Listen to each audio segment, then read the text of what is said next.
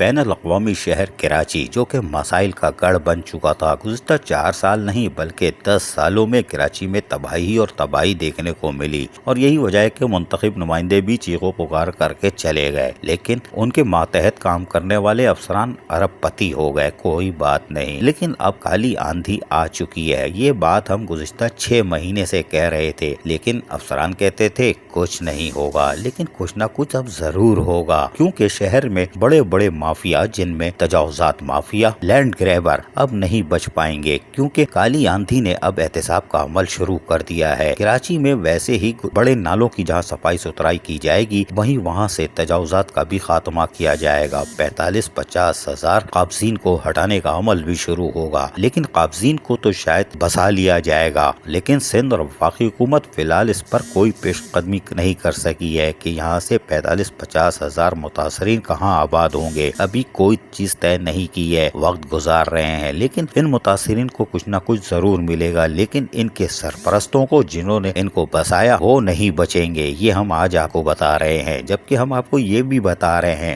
کراچی کے 6 اضلاع اور ڈسٹرکٹ کونسل کی حدود میں غیر قانونی طور پر دکانیں، مارکیٹیں، شادی ہال کے ساتھ ساتھ پیٹرول پمپ بنانے والی مافیا کے خلاف بھی کارروائی ہوگی، سرپرست بھی نہیں بچیں گے۔ کالی آندھی نومبر میں سب کچھ سمیٹے گی، لیکن پھر بھی کہتے ہیں کچھ نہیں ہوگا، لیکن ہم بتا رہے ہیں بہت کچھ ہوگا۔ لینڈ مافیا ہو یا تجاوزات مافیا، ان کے سرپرستوں کی طرف گھیرا تنگ ہو چکا ہے، اور آئندہ آنے والے 2 ماہ سرپرستوں کے لیے کافی ہوگا۔ اب دیکھنا یہ ہے کہ کیسے اور کب کیوں ہوتا ہے، لیکن ہم یہ بتا دیں 2021 میں کوئی نہیں بولے گا کچھ نہیں ہوتا، ارے اب بولیں گے سب کچھ ہوتا ہے اور بہت کچھ ہوتا ہے۔ عزیز عارف، KBS بلدیاتی نیوز، کراچی۔